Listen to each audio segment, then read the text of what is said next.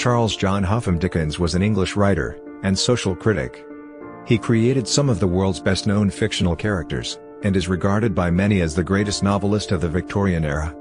His works enjoyed unprecedented popularity during his lifetime, and, by the 20th century, critics and scholars had recognized him as a literary genius. His novels and short stories are widely read today. Born in Portsmouth, Dickens left school at the age of 12 to work in a bootblacking factory when his father was incarcerated in a debtor's prison. After 3 years he returned to school, before he began his literary career as a journalist. Dickens edited a weekly journal for 20 years, wrote 15 novels, 5 novellas, hundreds of short stories, and non-fiction articles, lectured, and performed readings extensively, was an indefatigable letter writer, and campaigned vigorously for children's rights, for education, and for other social reforms. Dickens's literary success began with the 1836 serial publication of the Pickwick Papers, a publishing phenomenon. Thanks largely to the introduction of the character Sam Weller in the 4th episode, that sparked Pickwick merchandise and spin-offs. Within a few years Dickens had become an international literary celebrity, famous for his humor, satire, and keen observation of character and society. His novels, most of them published in monthly or weekly installments, pioneered the serial publication of narrative fiction, which became the dominant Victorian mode for novel publication. Cliffhanger endings in his serial publications kept readers in suspense. The installment format allowed Dickens to evaluate his audience's reaction, and he often modified his plot and character development based on such feedback. For example, when his wife's chiropodist expressed distress at the way Miss Moucher and David Copperfield seemed to reflect her own disabilities, Dickens improved the character with positive features. His plots were carefully constructed, and he often wove elements from topical events into his narratives. Masses of the illiterate poor would individually pay a halfpenny to have each new monthly episode read to them, opening up and inspiring a new class of readers. His 1843 novella A Christmas Carol remains especially popular, and continues to inspire adaptations in every artistic genre. Oliver Twist and Great Expectations are also frequently adapted, and, like many of his novels, evoke images of early Victorian London. His 1859 novel A Tale of Two Cities, set in London and Paris, is his best-known work of historical fiction. The most famous celebrity of his era, he undertook, in response to public demand, a series of public reading tours in the later part of his career. The term Dickensian is used to describe something that is reminiscent of Dickens and his writings, such as poor social or working conditions, or comically repulsive characters. Charles Dickens was born on February 7, 1812 at 1 Mile End Terrace, now 393 Commercial Road, Landport in Portsea Island, Portsmouth, Hampshire, the second of 8 children of Elizabeth Dickens, née Barrow, 1789–1863, and John Dickens, 1785–1851. His father was a clerk in the Navy Pay Office, and was temporarily stationed in the district. He asked Christopher Huffam, rigger to His Majesty's Navy, gentleman, and head of an established firm, to act as godfather to Charles. Huffam is thought to be the inspiration for Paul Dombey, the owner of a shipping company in Dickens's novel Dombey and Son, 1848. In January 1815, John Dickens was called back to London, and the family moved to Norfolk Street, Fitzrovia. When Charles was 4, they relocated to Sheerness, and thence to Chatham, Kent, where he spent his formative years until the age of 11. His early life seems to have been idyllic, though he thought himself a very small, and not over particularly taken care of boy. Charles spent time outdoors, but also read voraciously, including the picaresque novels of Tobias Smollett and Henry Fielding, as well as Robinson Crusoe and Gil Blas. He read and reread the Arabian Nights and the collected farces of Elizabeth Inchbald. At age 7 he first saw Joseph Grimaldi, the father of modern clowning, perform at the Star Theatre, Rochester. He later imitated Grimaldi's clowning on several occasions, and would also edit the memoirs of Joseph Grimaldi. NB1, he retained poignant memories of childhood, helped by an excellent memory of people and events, which he used in his writing. His father's brief work as a clerk in the Navy Pay Office afforded him a few years of private education, first at a dame school, and then at a school run by William Giles, a dissenter, in Chatham. This period came to an end in June 1822, when John Dickens was recalled to Navy Pay Office headquarters at Somerset House, and the family, except for Charles, who stayed behind to finish his final term at school, moved to Camden Town in London. The family had left Kent amidst rapidly mounting debts, and, living beyond his means, John Dickens was forced by his creditors into the Marshalsea debtors' prison in Southwark, London in 1824. His wife and youngest children joined him there, as was the practice at the time. Charles, then 12 years old, boarded with Elizabeth Roylance, a family friend, at 112 College Place, Camden Town. Mrs. Roylance was a reduced, impoverished old lady, long known to our family, whom Dickens later immortalized, with a few alterations and embellishments, as Mrs. Pipchin in Dombey and Son. Later, he lived in a back attic in the house of an agent for the insolvent court, Archibald Russell, a fat, good-natured, kind old gentleman, with a quiet old wife and lame son, in Land Street in Southwark. They provided the inspiration for the garlands in the old curiosity shop. On Sundays, with his sister Frances, free from her studies at the Royal Academy of Music, he spent the day at the Marshalsea. Dickens later used the prison as a setting in Little Dorrit. To pay for his board, and to help his family, Dickens was forced to leave school, and work 10-hour days at Warren's blacking warehouse, on Hungerford Stairs, near the present Charing Cross railway station, where he earned 6 shillings a week pasting labels on pots of boot blacking. The strenuous, and often harsh working conditions made a lasting impression on Dickens, and later influenced his fiction and essays, becoming the foundation of his interest in the reform of socio-economic and labor conditions, the rigors of which he believed were unfairly borne by the poor. He later wrote that he wondered how I could have been so easily cast away at such an age. As he recalled to John Forster, from Life of Charles Dickens, the blacking warehouse was the last house on the left-hand side of the way, at Old Hungerford Stairs. It was a crazy, tumble-down old house, abutting of course on the river, and literally overrun with rats. Its wainscoted rooms, and its rotten floors, and staircase, and the old grey rats swarming down in the cellars, and the sound of their squeaking and scuffling coming up the stairs at all times, and the dirt and decay of the place, rise up visibly before me, as if I were there again. The counting house was on the first floor, looking over the coal barges, and the river. There was a recess in it, in which I was to sit, and work. My work was to cover the pots of paste blacking, first with a piece of oil paper, and then with a piece of blue paper, to tie them round with a string, and then to clip the paper close, and neat, all round, until it looked as smart as a pot of ointment from an apothecary's shop. When a certain number of grosses of pots had attained this pitch of perfection, I was to paste on each a printed label, and then go on again with more pots.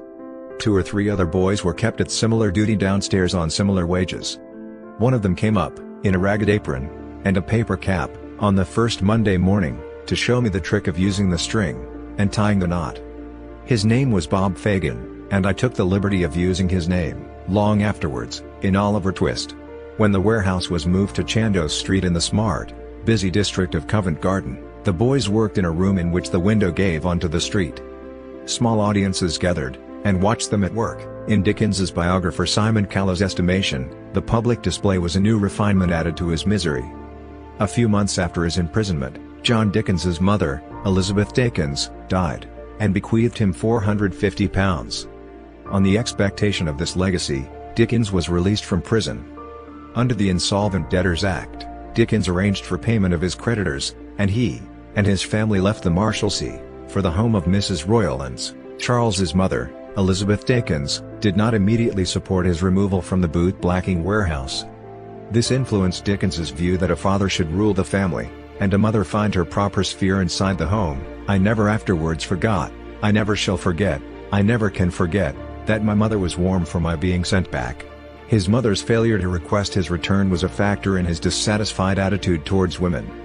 Righteous indignation stemming from his own situation, and the conditions under which working-class people lived became major themes of his works, and it was this unhappy period in his youth to which he alluded in his favorite, and most autobiographical, novel, David Copperfield. I had no advice, no counsel, no encouragement, no consolation, no assistance, no support, of any kind, from anyone, that I can call to mind, as I hope to go to heaven.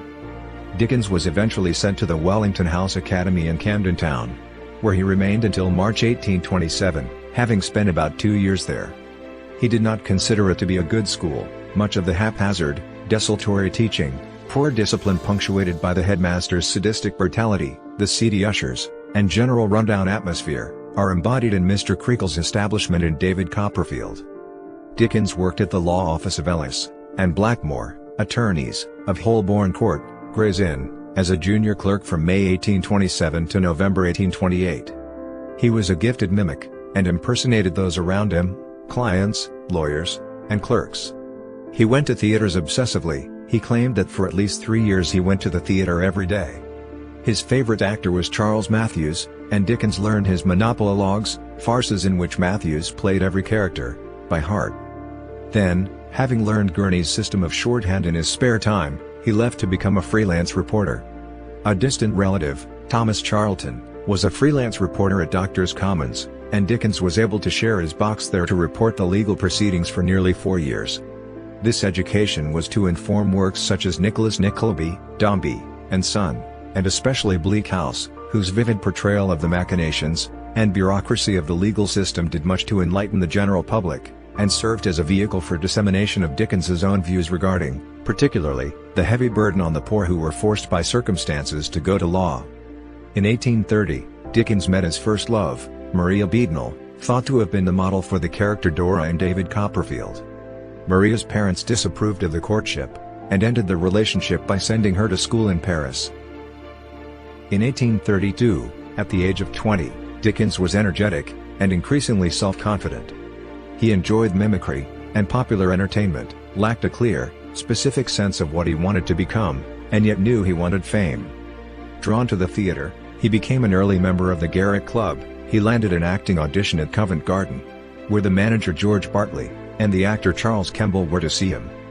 Dickens prepared meticulously, and decided to imitate the comedian Charles Matthews, but ultimately he missed the audition because of a cold. Before another opportunity arose, he had set out on his career as a writer. In 1833, Dickens submitted his first story, A Dinner at Poplar Walk, to the London periodical Monthly Magazine. William Barrow, Dickens's uncle on his mother's side, offered him a job on the Mirror of Parliament, and he worked in the House of Commons for the first time early in 1832.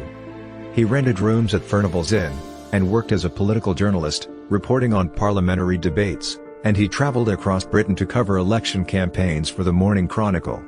His journalism, in the form of sketches in periodicals, formed his first collection of pieces, published in 1836, Sketches by Boz, Boz being a family nickname he employed as a pseudonym for some years.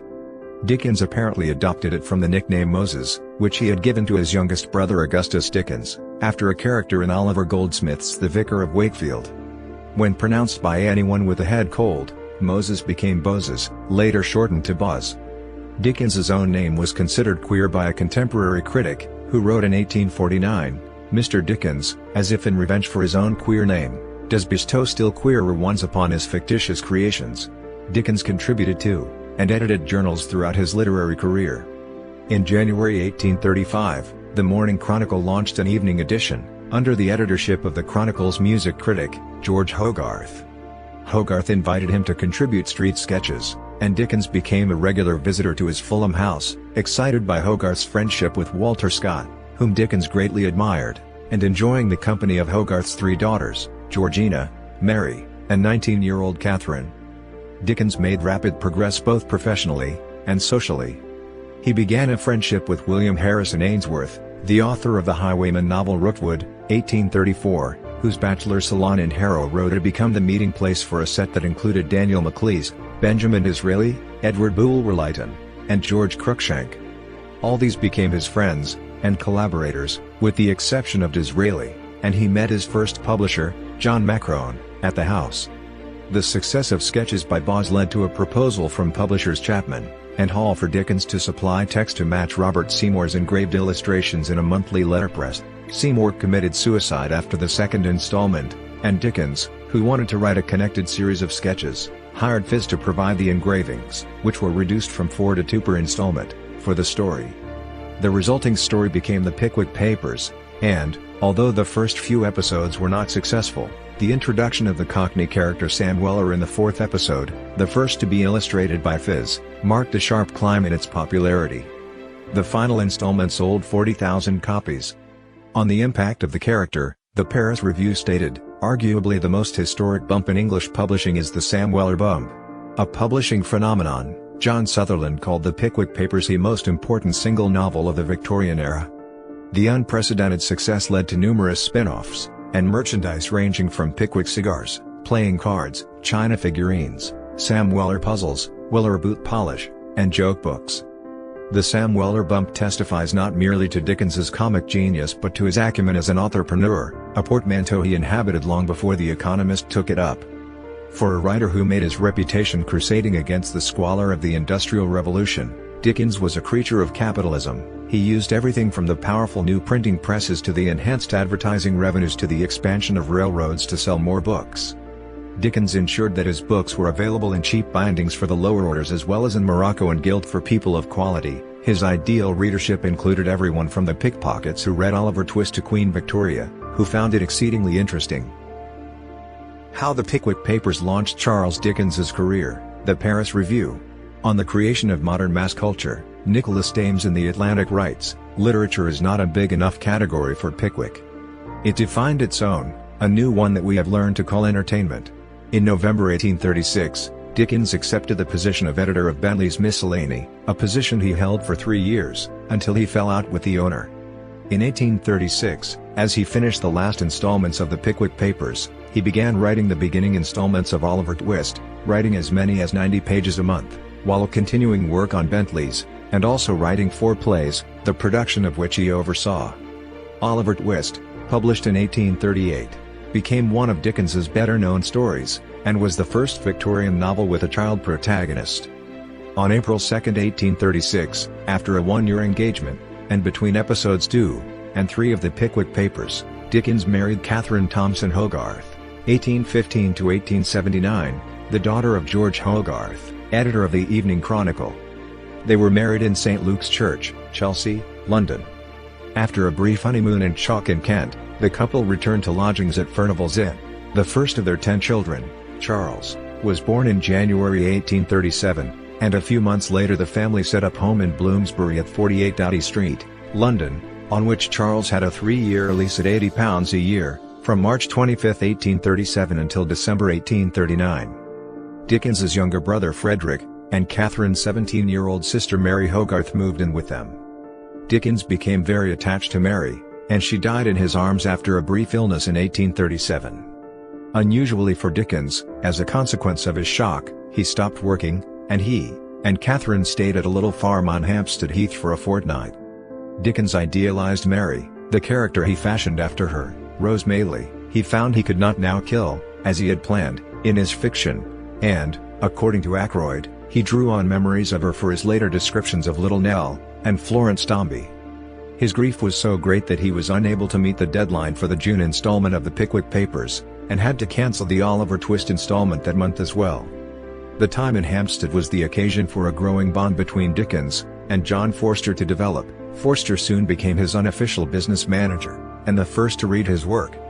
His success as a novelist continued. The young Queen Victoria read both Oliver Twist and the Pickwick Papers, staying up until midnight to discuss them.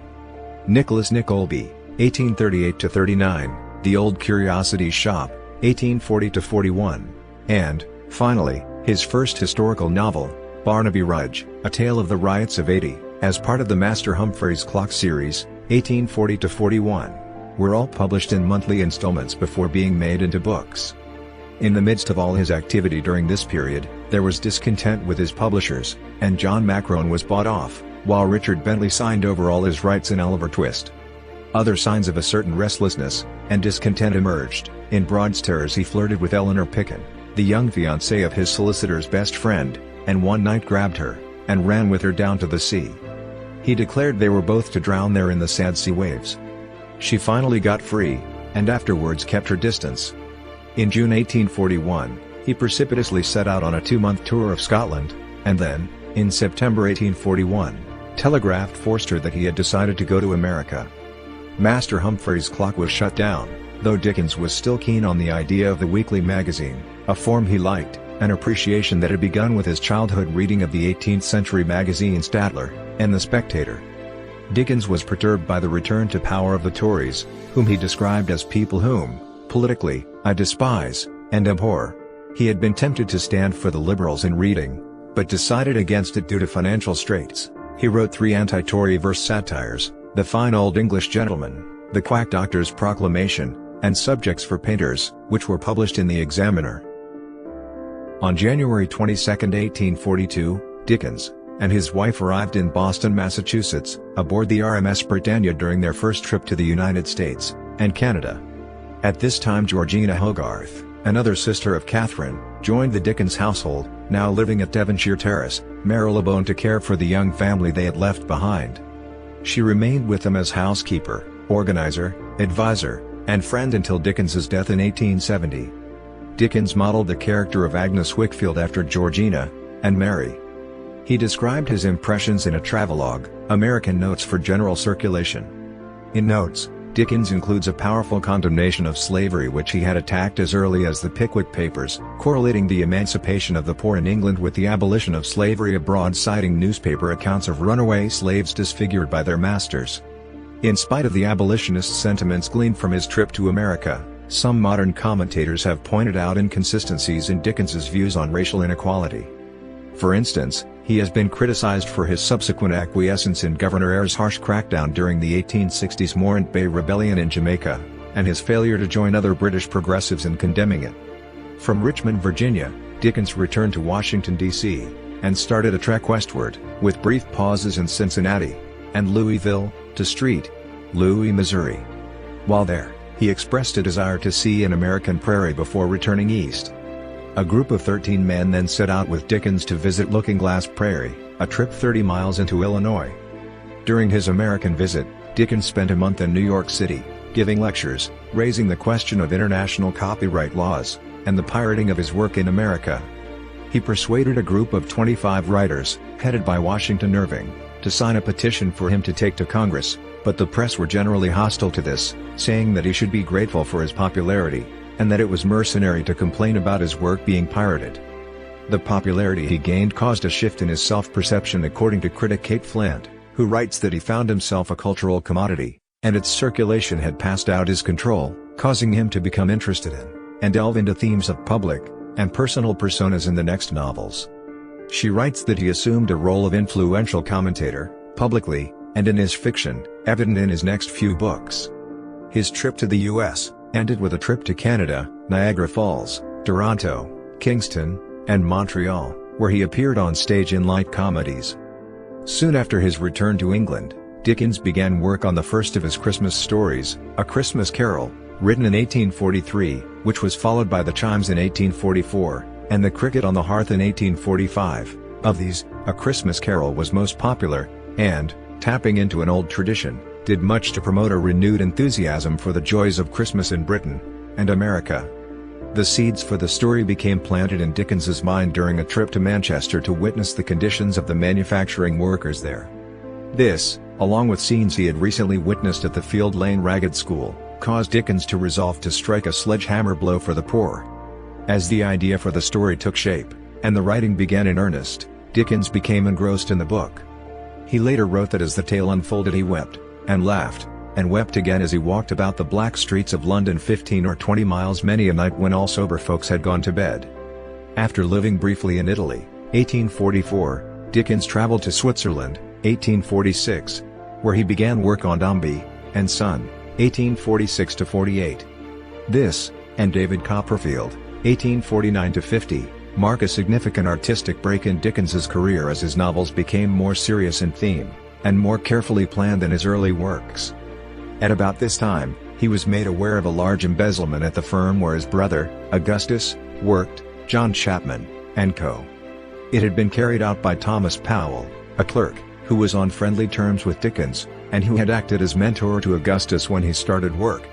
Powell was also an author and poet, and knew many of the famous writers of the day. After further fraudulent activities, Powell fled to New York, and published a book called The Living Authors of England with a chapter on Charles Dickens, who was not amused by what Powell had written. One item that seemed to have annoyed him was the assertion that he had based the character of Paul Dombey and Son, on Thomas Chapman, one of the principal partners at John Chapman & Company. Dickens immediately sent a letter to Lewis Gaylord Clark, editor of the New York literary magazine The Knickerbocker, saying that Powell was a forger and thief. Clark published the letter in the New York Tribune, and several other papers picked up on the story. Powell began proceedings to sue these publications, and Clark was arrested. Dickens, realizing that he had acted in haste, contacted John Chapman, and could seek written confirmation of Powell's guilt. Dickens did receive a reply confirming Powell's embezzlement, but once the directors realized this information might have to be produced in court, they refused to make further disclosures. Owing to the difficulties of providing evidence in America to support his accusations, Dickens eventually made a private settlement with Powell out of court. Angela Burdett Coutts, heir to the Coutts banking fortune, approached Dickens in May 1846 about setting up a home for the redemption of fallen women of the working class. Coutts envisioned a home that would replace the punitive regimes of existing institutions with a reformative environment conducive to education and proficiency in domestic household chores.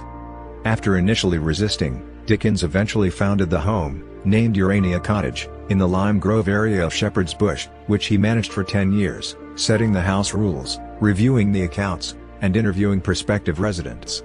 Immigration and marriage were central to Dickens's agenda for the women on leaving Urania Cottage, from which it is estimated that about 100 women graduated between 1847 and 1859. As a young man, Dickens expressed a distaste for certain aspects of organized religion. In 1836, in a pamphlet titled Sunday Under Three Heads, he defended the people's right to pleasure, opposing a plan to prohibit games on Sundays. Look into your churches, diminished congregations, and scanty attendance. People have grown sullen and obstinate, and are becoming disgusted with the faith which condemns them to such a day as this, once in every 7. They display their feeling by staying away from church. Turn into the streets on a Sunday, and mark the rigid gloom that reigns over everything around. Dickens honored the figure of Jesus Christ. He is regarded as a professing Christian. His son, Henry Fielding Dickens, described him as someone who possessed deep religious convictions. In the early 1840s, he had shown an interest in Unitarian Christianity, and Robert Browning remarked that Mr. Dickens is an enlightened Unitarian. Professor Gary College has written that he never strayed from his attachment to popular lay Anglicanism.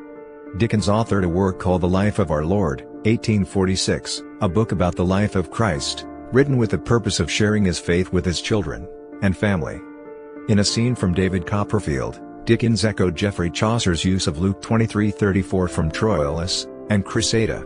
Dickens held a copy in his library, with G.K. Chesterton writing, "Among the great canonical English authors, Chaucer and Dickens have the most in common." Dickens disapproved of Roman Catholicism and 19th-century evangelicalism, seeing both as extremes of Christianity, and likely to limit personal expression, and was critical of what he saw as the hypocrisy of religious institutions, and philosophies like spiritualism, all of which he considered deviations from the true spirit of Christianity, as shown in the book he wrote for his family in 1846. While Dickens advocated equal rights for Catholics in England, he strongly disliked how individual civil liberties were often threatened in countries where Catholicism predominated, and referred to the Catholic Church as that curse upon the world. Dickens also rejected the evangelical conviction that the Bible was the infallible Word of God. His ideas on biblical interpretation were similar to the liberal Anglican Arthur Penrhyn Stanley's doctrine of progressive revelation. Leo Tolstoy and Fyodor Dostoevsky referred to Dickens as that great Christian writer. In December 1845, Dickens took up the editorship of the London-based Daily News, a liberal paper through which Dickens hoped to advocate, in his own words, the principles of progress and improvement, of education, and civil and religious liberty, and equal legislation. Among the other contributors Dickens chose to write for the paper were the radical economist Thomas Hodgson, and the social reformer Douglas William Gerald, who frequently attacked the Corn Laws. Dickens lasted only 10 weeks on the job before resigning due to a combination of exhaustion and frustration with one of the paper's co-owners. The Francophile Dickens often holidayed in France, and, in a speech delivered in Paris in 1846 in French, called the French the first people in the universe. During his visit to Paris, Dickens met the French literati Alexandre Dumas, Victor Hugo, Eugène Scribe, Théophile Gautier, François-René de Chateaubriand, and Eugène Sue. In early 1849, Dickens started to write David Copperfield. It was published between 1849 and 1850. In Dickens's biography, Life of Charles Dickens, 1872, John Forster wrote of David Copperfield, "Underneath the fiction lay something of the author's life." It was Dickens's personal favorite among his own novels, as he wrote in the author's preface to the 1867 edition of the novel. In late November 1851, Dickens moved into Tavistock House, where he wrote Bleak House, 1852-53, Hard Times, 1854, and Little Dorrit, 1856. It was here that he indulged in the amateur theatricals described in Forster's Life of Charles Dickens. During this period, he worked closely with the novelist and playwright Wilkie Collins. In 1856, his income from writing allowed him to buy Gad's Hill Place in Higham, Kent. As a child, Dickens had walked past the house and dreamed of living in it. The area was also the scene of some of the events of Shakespeare's Henry IV, Part 1, and this literary connection pleased him. During this time Dickens was also the publisher, editor, and a major contributor to the journals Household Words, 1850-1859, and All the Year Round, 1858-1870. In 1855, when Dickens's good friend and liberal MP Austin Henry Layard formed an administrative reform association to demand significant reforms of Parliament, Dickens joined, and volunteered his resources in support of Layard's cause. With the exception of Lord John Russell, who was the only leading politician in whom Dickens had any faith, and to whom he later dedicated A Tale of Two Cities, Dickens believed that the political aristocracy and their incompetence were the death of England. When he and Layard were accused of fomenting class conflict, Dickens replied that the classes were already in opposition, and the fault was with the aristocratic class. Dickens used his pulpit in Household Words to champion the Reform Association. He also commented on foreign affairs, declaring his support for Giuseppe Garibaldi and Giuseppe Mazzini, helping raise funds for their campaigns, and stating that a united Italy would be of vast importance to the peace of the world, and would be a rock in Louis Napoleon's way, and that I feel for Italy almost as if I were an Italian born. Following the Indian Mutiny of 1857, Dickens joined in the widespread criticism of the East India Company for its role in the event, but reserved his fury for the rebels themselves, wishing that he was the commander-in-chief in India so that he would be able to do my utmost to exterminate the race upon whom the stain of the late cruelties rested. In 1857, Dickens hired professional actresses for the play The Frozen Deep, written by him and his protégé, Wilkie Collins. Dickens fell in love with one of the actresses, Ellen Ternan, and this passion was to last the rest of his life. Dickens was 45, and Ternan 18 when he made the decision, which went strongly against Victorian convention, to separate from his wife, Catherine, in 1858. Divorce was still unthinkable for someone as famous as he was. When Catherine left, never to see her husband again, she took with her one child, leaving the other children to be raised by her sister Georgina, who chose to stay at Gad's Hill. During this period, whilst pondering a project to give public readings for his own profit, Dickens was approached through a charitable appeal by Great Ormond Street Hospital to help it survive its first major financial crisis. His Drooping Buds essay in Household Words earlier on April 3, 1852 was considered by the hospital's founders to have been a catalyst for the hospital's success. Dickens, whose philanthropy was well known, was asked by his friend, the hospital's founder Charles West, to preside over the appeal, and he threw himself into the task, heart and soul. Dickens's public readings secured sufficient funds for an endowment to put the hospital on a sound financial footing. One reading on February 9, 1858 alone raised £3,000. After separating from Catherine, Dickens undertook a series of hugely popular and remunerative reading tours which, together with his journalism, were to absorb most of his creative energies for the next decade, in which he was to write only 2 more novels. His first reading tour, lasting from April 1858 to February 1859, consisted of 129 appearances in 49 towns throughout England, Scotland, and Ireland. Dickens's continued fascination with the theatrical world was written into the theatre scenes in Nicholas Nickleby, but more importantly he found an outlet in public readings.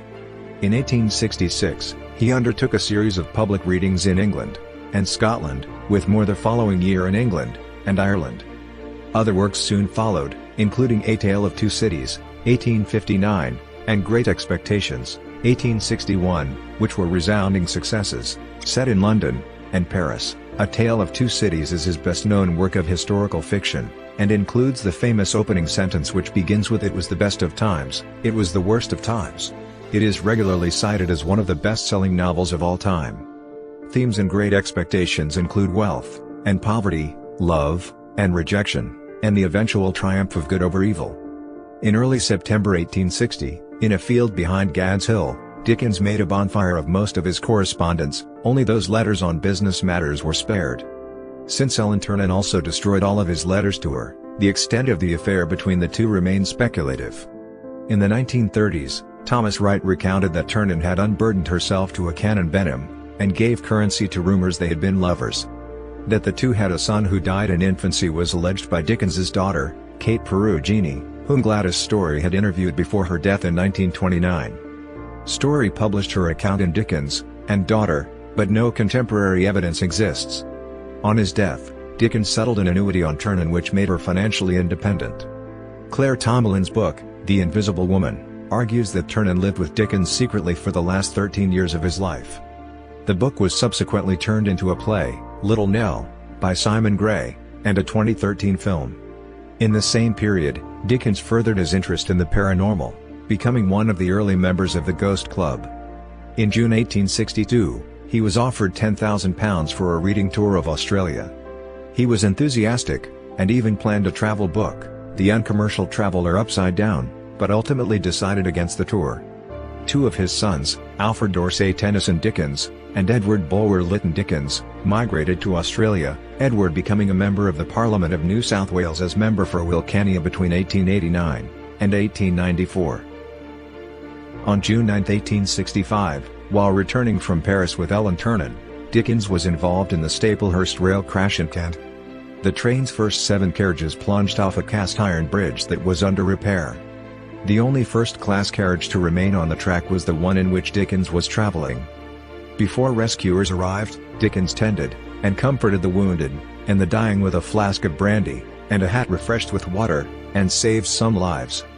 Before leaving, he remembered the unfinished manuscript for a mutual friend, and he returned to his carriage to retrieve it. Dickens later used the experience of the crash as material for his short ghost story, The Signalman, in which the central character has a premonition of his own death in a rail crash. He also based the story on several previous rail accidents, such as the Clayton Tunnel rail crash in Sussex of 1861. Dickens managed to avoid an appearance at the inquest to avoid disclosing that he had been traveling with Ternan and her mother, which would have caused a scandal. After the crash, Dickens was nervous when traveling by train, and would use alternative means when available. In 1868 he wrote, "I have sudden vague rushes of terror, even when riding in a hansom cab, which are perfectly unreasonable but quite insurmountable." Dickens's son, Henry, recalled, "I have seen him sometimes in a railway carriage when there was a slight jolt. When this happened he was almost in a state of panic, and gripped the seat with both hands." While he contemplated a second visit to the United States, the outbreak of the Civil War in America in 1861 delayed his plans. On November 9, 1867, over 2 years after the war, Dickens set sail from Liverpool for his second American reading tour.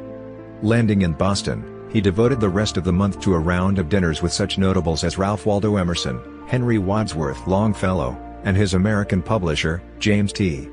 Fields. In early December, the readings began. He performed 76 readings, netting £19,000, from December 1867 to April 1868. Dickens shuttled between Boston and New York, where he gave 22 readings at Steinway Hall. Although he had started to suffer from what he called the true American catarrh, he kept to a schedule that would have challenged a much younger man, even managing to squeeze in some sleighing in Central Park. During his travels, he saw a change in the people and the circumstances of America. His final appearance was at a banquet the American press held in his honor at Delmonico's on 18th of April, when he promised never to denounce America again. By the end of the tour Dickens could hardly manage solid food, subsisting on champagne and eggs beaten in sherry. On 23rd of April he boarded the Cunard liner Russia to return to Britain, barely escaping a federal tax lien against the proceeds of his lecture tour.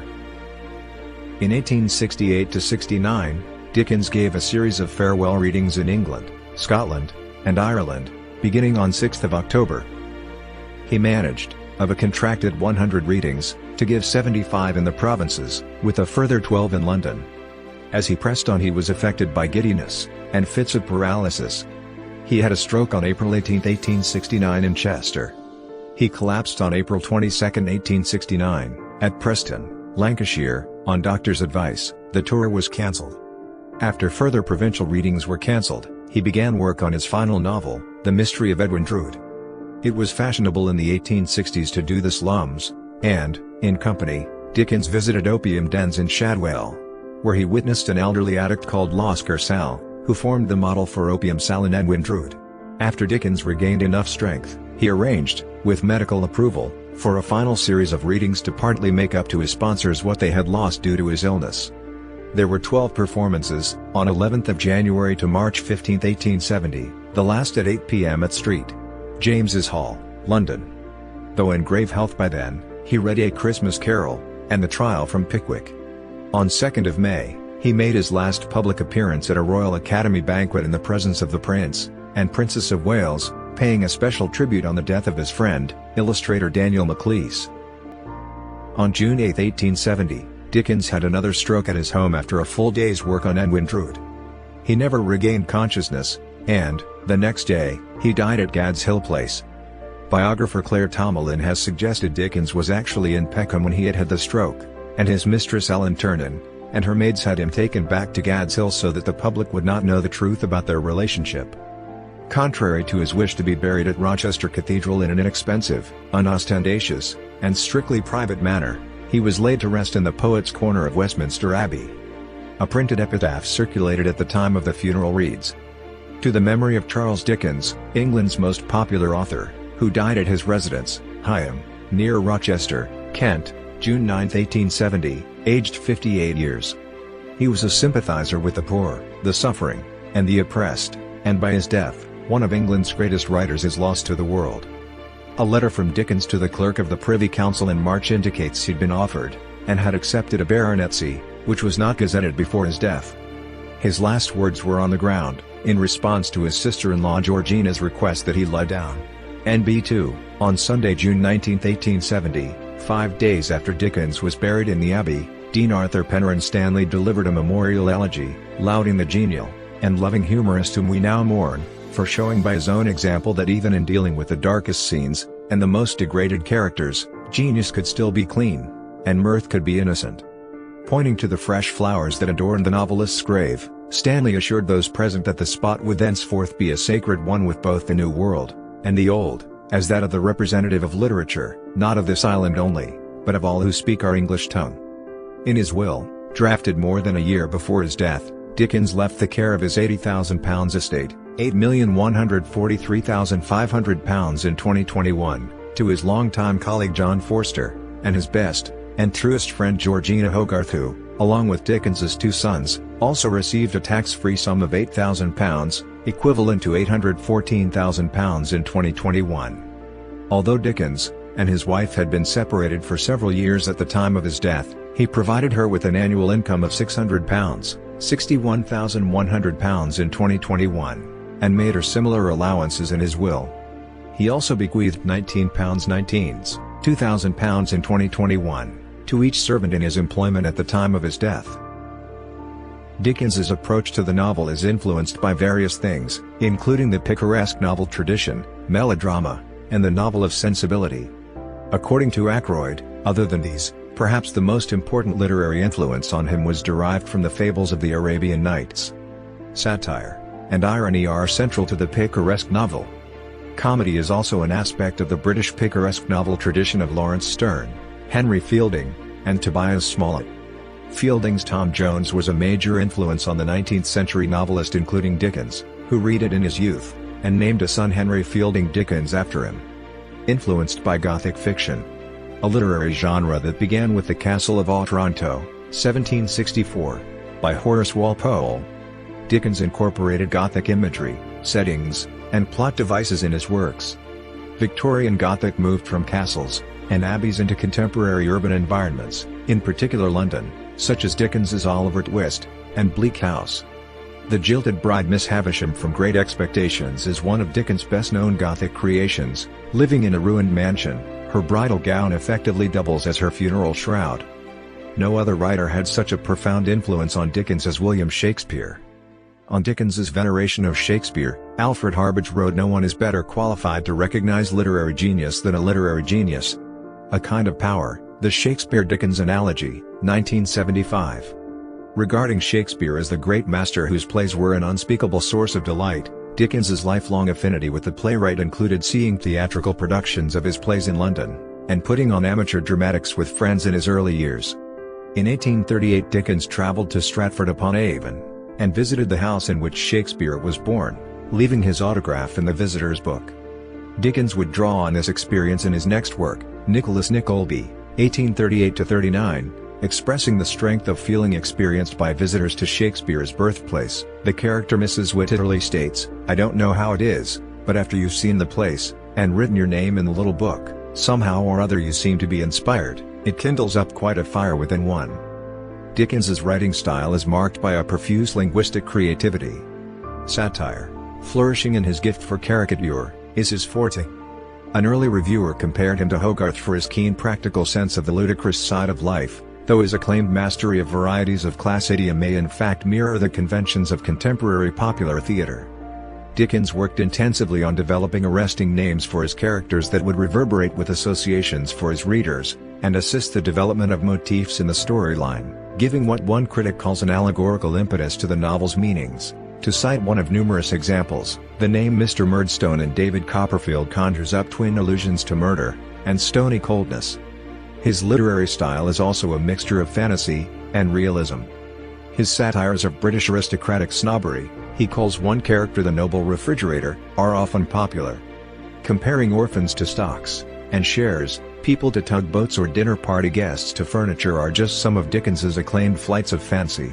The author worked closely with his illustrators, supplying them with a summary of the work at the outset, and thus ensuring that his characters and settings were exactly how he envisioned them. He briefed the illustrator on plans for each month's installment so that work could begin before he wrote them. Marcus Stone, illustrator of Our Mutual Friend, recalled that the author was always ready to describe down to the minutest details the personal characteristics and life history of the creations of his fancy. Dickens employs Cockney English in many of his works, denoting working-class Londoners. Cockney grammar appears in terms such as ain't, and consonants in words are frequently omitted, as in air, here, and what, want. An example of this usage is in Oliver Twist. The Artful Dodger uses Cockney slang which is juxtaposed with Oliver's proper English, when the Dodger repeats Oliver saying 7 with 7. Dickens's biographer Claire Tomalin regards him as the greatest creator of character in English fiction after Shakespeare. Dickensian characters are amongst the most memorable in English literature, especially so because of their typically whimsical names. The likes of Ebenezer Scrooge, Tiny Tim, Jacob Marley, and Bob Cratchit, A Christmas Carol, Oliver Twist, The Artful Dodger, Fagin, and Bill Sikes, Oliver Twist, Pip, Miss Havisham, and Abel Magwitch, Great Expectations, Sidney Carton, Charles Darnay, and Madame Defarge, A Tale of Two Cities, David Copperfield, Uriah Heep, and Mr. Micawber, David Copperfield, Daniel Quilp, and Nell Trent, The Old Curiosity Shop, Samuel Pickwick, and Sam Weller, The Pickwick Papers, and Wackford Squeers, Nicholas Nickleby, are so well known as to be part and parcel of popular culture, and in some cases have passed into ordinary language. A Scrooge, for example, is a miser or someone who dislikes Christmas festivity. His characters were often so memorable that they took on a life of their own outside his books. Gamp became a slang expression for an umbrella from the character Mrs. Gamp, and Pickwickian, Pecksniffian, and Gradgrind all entered dictionaries due to Dickens's original portraits of such characters who were, respectively, quixotic, hypocritical, and vapidly factual. The character that made Dickens famous, Sam Weller, became known for his Wellerisms, one-liners that turned proverbs on their heads. Many were drawn from real life. Mrs. Nickleby is based on his mother, although she didn't recognize herself in the portrait, just as Mr. Micawber is constructed from aspects of his father's rhetorical exuberance. Harold Skimpole in Bleak House is based on James Henry Leigh Hunt. His wife's dwarfish chiropodist recognized herself in Miss Moucher and David Copperfield. Perhaps Dickens's impressions on his meeting with Hans Christian Andersen informed the delineation of Uriah Heep, a term synonymous with sycophant. Virginia Woolf maintained that we remodel our psychological geography when we read Dickens, as he produces characters who exist not in detail, not accurately or exactly, but abundantly in a cluster of wild yet extraordinarily revealing remarks. T.S. Eliot wrote that Dickens excelled in character, in the creation of characters of greater intensity than human beings. One character vividly drawn throughout his novels is London itself. Dickens described London as a magic lantern, inspiring the places and people in many of his novels. From the coaching inns on the outskirts of the city to the lower reaches of the Thames, all aspects of the capital, Dickens's London, are described over the course of his body of work. Walking the streets, particularly around London, formed an integral part of his writing life, stoking his creativity. Dickens was known to regularly walk at least a dozen miles, 19 kilometers, per day, and once wrote, "If I couldn't walk fast and far, I should just explode and perish." Authors frequently draw their portraits of characters from people they have known in real life. David Copperfield is regarded by many as a veiled autobiography of Dickens. The scenes of interminable court cases and legal arguments in Bleak House reflect Dickens's experiences as a law clerk and court reporter, and in particular his direct experience of the law's procedural delay during 1844 when he sued publishers in Chancery for breach of copyright. Dickens's father was sent to prison for debt, and this became a common theme in many of his books, with a detailed depiction of life in the Marshalsea prison in Little Dorrit resulting from Dickens's own experiences of the institution. Lucy Strophill, a childhood sweetheart, may have affected several of Dickens's portraits of girls such as Little Emily and David Copperfield, and Lucy Manette in A Tale of Two Cities. NB3. Dickens may have drawn on his childhood experiences, but he was also ashamed of them, and would not reveal that this was where he gathered his realistic accounts of squalor. Very few knew the details of his early life until 6 years after his death, when John Forster published a biography on which Dickens had collaborated. Though Skimpole brutally sends up Leigh Hunt, some critics have detected in his portrait features of Dickens's own character, which he sought to exorcise by self-parody. A pioneer of the serial publication of narrative fiction, Dickens wrote most of his major novels in monthly or weekly installments in journals such as Master Humphrey's Clock and Household Words, later reprinted in book form. These installments made the stories affordable and accessible, with the audience more evenly distributed across income levels than previous. His installment format inspired a narrative that he would explore and develop throughout his career, and the regular cliffhangers made each new episode widely anticipated. When The Old Curiosity Shop was being serialized, American fans waited at the docks in New York Harbor, shouting out to the crew of an incoming British ship, "Is Little Nell dead?" Dickens's talent was to incorporate this episodic writing style but still end up with a coherent novel at the end. Another important impact of Dickens's episodic writing style resulted from his exposure to the opinions of his readers and friends. His friend Forster had a significant hand in reviewing his drafts, an influence that went beyond matters of punctuation. He toned down melodramatic and sensationalist exaggerations, cut long passages, such as the episode of Quilp's drowning in The Old Curiosity Shop, and made suggestions about plot and character. It was he who suggested that Charlie Bates should be redeemed in Oliver Twist. Dickens had not thought of killing Little Nell, and it was Forster who advised him to entertain this possibility as necessary to his conception of the heroine. At the helm in popularizing cliffhangers and serial publications in Victorian literature, Dickens's influence can also be seen in television soap operas and film series, with The Guardian stating the DNA of Dickens's busy, episodic storytelling, delivered in installments, and rife with cliffhangers and diversions, is traceable in everything. His serialization of his novels also drew comments from other writers. In Scottish author Robert Louis Stevenson's novel The Wrecker, Captain Nares, investigating an abandoned ship, remarked, "See. They were writing up the log," said Nares, pointing to the ink bottle. "Caught napping, as usual. I wonder if there ever was a captain yet that lost a ship with his logbook up to date? He generally has about a month to fill up on a clean break, like Charles Dickens and his serial novels." Dickens's novels were, among other things, works of social commentary. Simon Callow states, "From the moment he started to write, he spoke for the people, and the people loved him for it." He was a fierce critic of the poverty and social stratification of Victorian society. In a New York address, he expressed his belief that virtue shows quite as well in rags and patches as she does in purple and fine linen.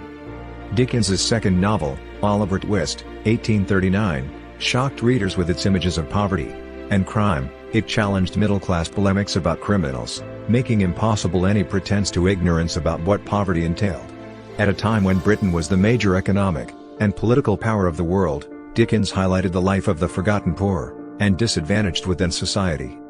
Through his journalism he campaigned on specific issues, such as sanitation and the workhouse, but his fiction probably demonstrated its greatest prowess in changing public opinion in regard to class inequalities. He often depicted the exploitation and oppression of the poor, and condemned the public officials and institutions that not only allowed such abuses to exist, but flourished as a result. His most strident indictment of this condition is in Hard Times, 1854, Dickens's only novel-length treatment of the industrial working class. In this work, he uses vitriol and satire to illustrate how this marginalized social stratum was termed hands by the factory owners, that is, not really people but rather only appendages of the machines they operated. His writings inspired others, in particular journalists and political figures, to address such problems of class oppression. For example, the prison scenes in the Pickwick Papers are claimed to have been influential in having the Fleet prison shut down. Karl Marx asserted that Dickens issued to the world more political and social truths than have been uttered by all the professional politicians, publicists, and moralists put together. George Bernard Shaw even remarked that Great Expectations was more seditious than Marx's Das Kapital. The exceptional popularity of Dickens's novels, even those with socially oppositional themes, Bleak House, 1853, Little Dorrit, 1857, Our Mutual Friend, 1865, not only underscored his ability to create compelling storylines and unforgettable characters, but also ensured that the Victorian public confronted issues of social justice that had commonly been ignored. It has been argued that his technique of flooding his narratives with an unruly superfluity of material that, in the gradual denouement, yields up an unsuspected order, influenced the organization of Charles Darwin's On the Origin of Species.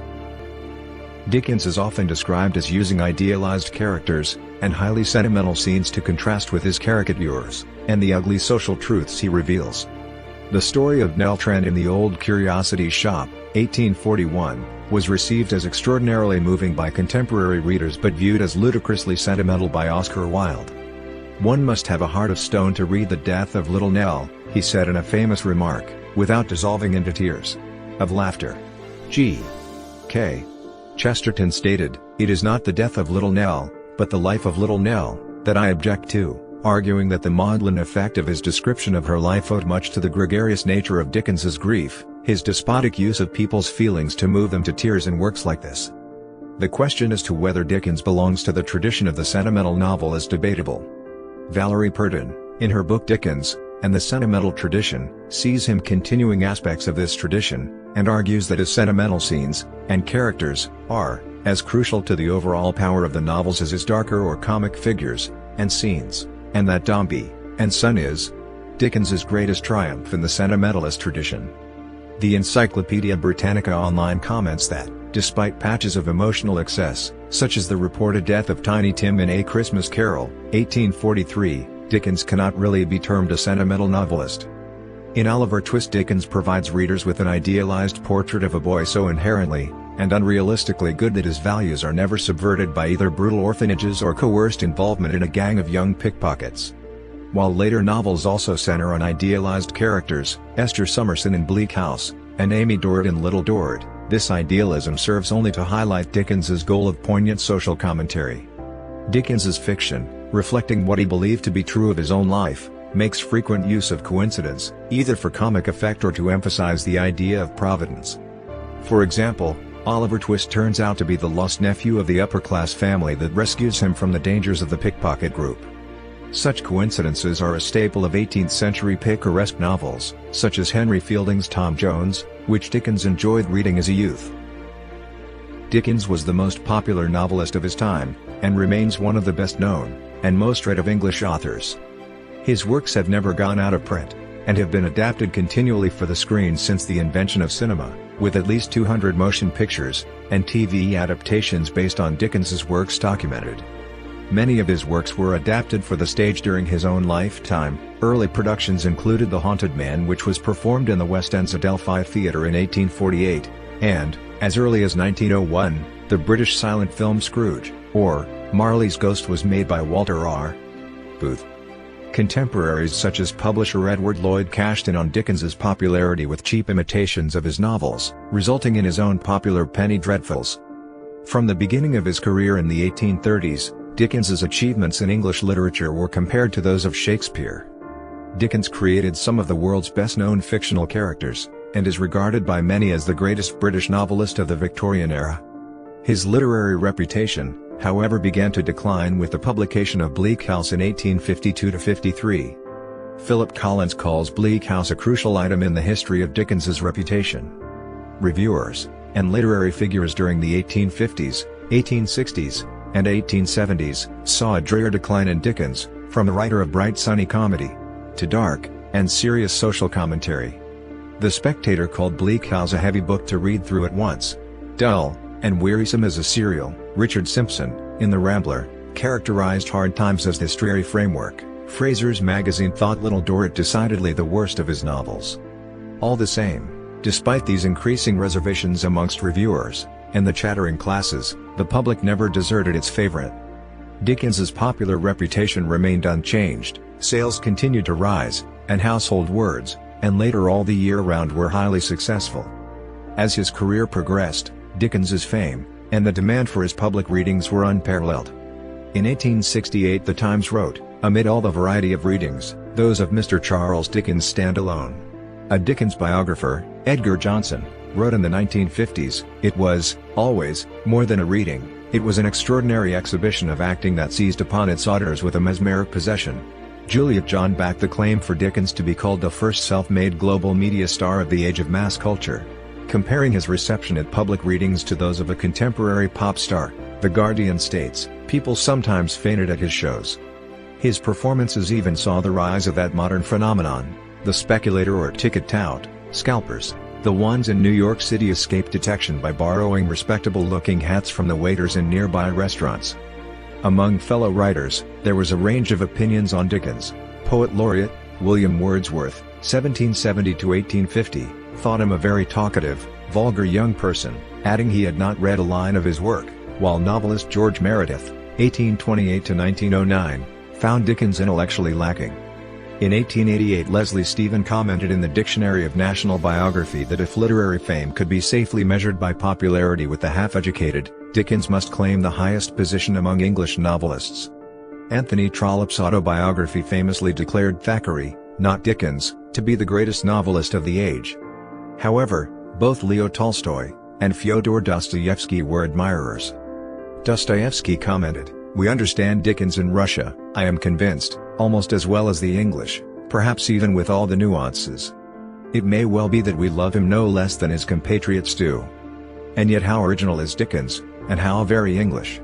Tolstoy referred to David Copperfield as his favorite book, and he later adopted the novel as a model for his own autobiographical reflections. French writer Jules Verne called Dickens his favorite writer, writing his novels stand alone, dwarfing all others by their amazing power and felicity of expression. Dutch painter Vincent van Gogh was inspired by Dickens's novels in several of his paintings like Vincent's Chair, and in an 1889 letter to his sister stated that reading Dickens, especially A Christmas Carol, was one of the things that was keeping him from committing suicide. Oscar Wilde generally disparaged his depiction of character, while admiring his gift for caricature. Henry James denied him a premier position, calling him the greatest of superficial novelists. Dickens failed to endow his characters with psychological depth, and the novels, loose baggy monsters, betrayed a cavalier organization. Joseph Conrad described his own childhood in bleak Dickensian terms, noting he had an intense and unreasoning affection for Bleak House dating back to his boyhood. The novel influenced his own gloomy portrait of London in The Secret Agent, 1907. Virginia Woolf had a love-hate relationship with Dickens, finding his novels mesmerizing while reproving him for his sentimentalism and a commonplace style. Around 1940–41, the attitude of the literary critics began to warm towards Dickens, led by George Orwell in Inside the Whale, and other essays, March 1940, Edmund Wilson in The Wound, and the Bow, 1941, and Humphrey House in Dickens and His World. However, even in 1948, F.R. Leavis, in The Great Tradition, asserted that the adult mind doesn't as a rule find in Dickens a challenge to an unusual and sustained seriousness. Dickens was indeed a great genius, but the genius was that of a great entertainer, though he later changed his opinion with Dickens the Novelist, 1970, with Q. D. Queenie, Leavis, "Our purpose," they wrote, "is to enforce as unanswerably as possible the conviction that Dickens was one of the greatest of creative writers." In 1944, Soviet film director and film theorist Sergei Eisenstein wrote an essay on Dickens's influence on cinema, such as Cross-Cutting, where two stories run alongside each other, as seen in novels such as Oliver Twist. In the 1950s, a substantial reassessment and re-editing of the works began, and critics found his finest artistry and greatest depth to be in the later novels, Bleak House, Little Dorrit, and Great Expectations, and, less unanimously, In Hard Times, and Our Mutual Friend. Dickens was a favorite author of Roald Dahl. The best-selling children's author would include 3 of Dickens's novels among those read by the title character in his 1988 novel Matilda. An avid reader of Dickens, in 2005, Paul McCartney named Nicholas Nickleby his favorite novel. On Dickens he states, "I like the world that he takes me to. I like his words, I like the language," adding, "a lot of my stuff, it's kind of Dickensian." Screenwriter Jonathan Nolan's screenplay for The Dark Knight Rises, 2012, was inspired by A Tale of Two Cities, with Nolan calling the depiction of Paris in the novel one of the most harrowing portraits of a relatable, recognizable civilization that completely folded to pieces. On February 7, 2012, the 200th anniversary of Dickens's birth, Philip Womack wrote in The Telegraph, "Today there is no escaping Charles Dickens. Not that there has ever been much chance of that before. He has a deep, peculiar hold upon us." Museums and festivals celebrating Dickens's life and works exist in many places with which Dickens was associated. These include the Charles Dickens Museum in London, the historic home where he wrote Oliver Twist, the Pickwick Papers, and Nicholas Nickleby, and the Charles Dickens Birthplace Museum in Portsmouth, the house in which he was born. The original manuscripts of many of his novels, as well as printers' proofs, first editions, and illustrations from the collection of Dickens's friend John Forster are held at the Victoria and Albert Museum. Dickens's will stipulated that no memorial be erected in his honor. Nonetheless, a life-size bronze statue of Dickens entitled Dickens and Little Nell, cast in 1890 by Francis Edwin Elwell, stands in Clark Park in the Spruce Hill neighborhood of Philadelphia, Pennsylvania. Another life-size statue of Dickens is located at Centennial Park in Sydney, Australia. In 1960 a bas-relief sculpture of Dickens, notably featuring characters from his books, was commissioned from sculptor Estcourt J. Clack to adorn the office building built on the site of his former home at 1 Devonshire Terrace, London. In 2014, a life-size statue was unveiled near his birthplace in Portsmouth on the 202nd anniversary of his birth. This was supported by his great-great-grandsons, Ian and Gerald Dickens. A Christmas Carol is most probably his best-known story, with frequent new adaptations. It is also the most filmed of Dickens's stories, with many versions dating from the early years of cinema. According to the historian Ronald Hutton, the current state of the observance of Christmas is largely the result of a mid-Victorian revival of the holiday spearheaded by A Christmas Carol. Dickens catalyzed the emerging Christmas as a family-centered festival of generosity, in contrast to the dwindling community-based and church-centered observations, as new middle-class expectations arose. Its archetypal figures, Scrooge, Tiny Tim, the Christmas ghosts, entered into Western cultural consciousness. "Merry Christmas," a prominent phrase from the tale, was popularized following the appearance of the story. The term Scrooge became a synonym for miser, and his exclamation "Bah! Humbug!", a dismissal of the festive spirit, likewise gained currency as an idiom. The Victorian-era novelist William Makepeace Thackeray called the book a national benefit, and to every man and woman who reads it a personal kindness. Dickens was commemorated on the Series E £10 note issued by the Bank of England that circulated between 1992 and 2003. His portrait appeared on the reverse of the note accompanied by a scene from the Pickwick Papers. The Charles Dickens School is a high school in Broadstairs, Kent. A theme park, Dickens World, standing in part on the site of the former naval dockyard where Dickens's father once worked in the Navy Pay Office, opened in Chatham in 2007. To celebrate the 200th anniversary of the birth of Charles Dickens in 2012, the Museum of London held the UK's first major exhibition on the author in 40 years. In 2002, Dickens was number 41 in the BBC's poll of the 100 Greatest Britons. American literary critic Harold Bloom placed Dickens among the greatest Western writers of all time. In the 2003 UK survey The Big Red carried out by the BBC, 5 of Dickens's books were named in the top 100. Actors who have portrayed Dickens on screen include Anthony Hopkins, Derek Jacobi, Simon Callow, Dan Stevens, and Ralph Fiennes, the latter playing the author in The Invisible Woman, 2013, which depicts Dickens's secret love affair with Ellen Ternan which lasted for 13 years until his death in 1870. Dickens and his publications have appeared on a number of postage stamps in countries including the United Kingdom, 1970, 1993, 2011, and 2012 issued by the Royal Mail. Their 2012 collection marked the bicentenary of Dickens' birth, the Soviet Union, 1962, Antigua, Barbuda, Botswana, Cameroon, Dubai, Fujairah, St. Lucia, and Turks and Caicos Islands, 1970, St. Vincent, 1987, Nevis, 2007, Alderney, Gibraltar, Jersey, and Pitcairn Islands, 2012, Austria, 2013, and Mozambique, 2014. In 1976, a crater on the planet Mercury was named in his honor. In November 2018 it was reported that a previously lost portrait of a 31-year-old Dickens, by Margaret Gillies, had been found in Pietermaritzburg, South Africa. Gillies was an early supporter of women's suffrage, and had painted the portrait in late 1843 when Dickens, aged 31, wrote A Christmas Carol. It was exhibited, to acclaim, at the Royal Academy of Arts in 1844. The Charles Dickens Museum is reported to have paid £180,000 for the portrait. Dickens published well over a dozen major novels and novellas, a large number of short stories, including a number of Christmas-themed stories, a handful of plays, and several non-fiction books. Dickens's novels were initially serialized in weekly and monthly magazines, then reprinted in standard book formats.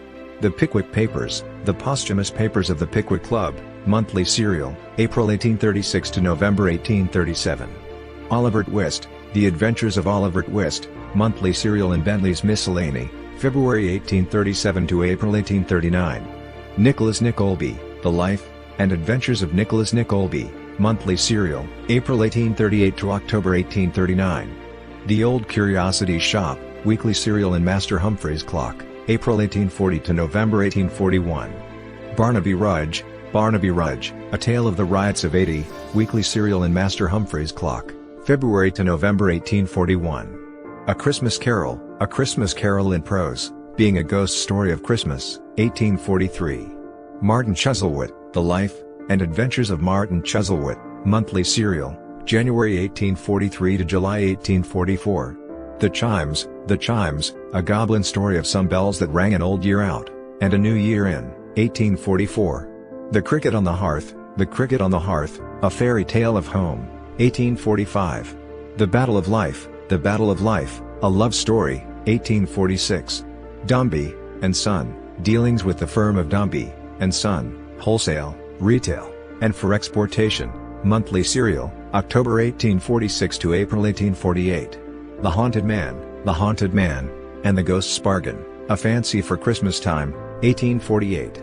David Copperfield, The Personal History, Adventures, Experience, and Observation of David Copperfield the Younger of Blunderstone Rookery, which he never meant to publish on any account, monthly serial, May 1849 to November 1850. Bleak House, monthly serial, March 1852 to September 1853. Hard Times, For These Times, weekly serial in Household Words, April 1, 1854, to August 12, 1854. Little Dorrit, monthly serial, December 1855 to June 1857. A Tale of Two Cities, weekly serial in All the Year Round, April 30, 1859, to November 26, 1859. Great Expectations, weekly serial in All the Year Round, December 1, 1860 to August 3, 1861. Our Mutual Friend, monthly serial, May 1864 to November 1865. The Signalman, 1866, first published as part of the Mugby Junction collection in the 1866 Christmas edition of All the Year Round. The Mystery of Edwin Drood, monthly serial, April 1870 to September 1870, left unfinished due to Dickens's death.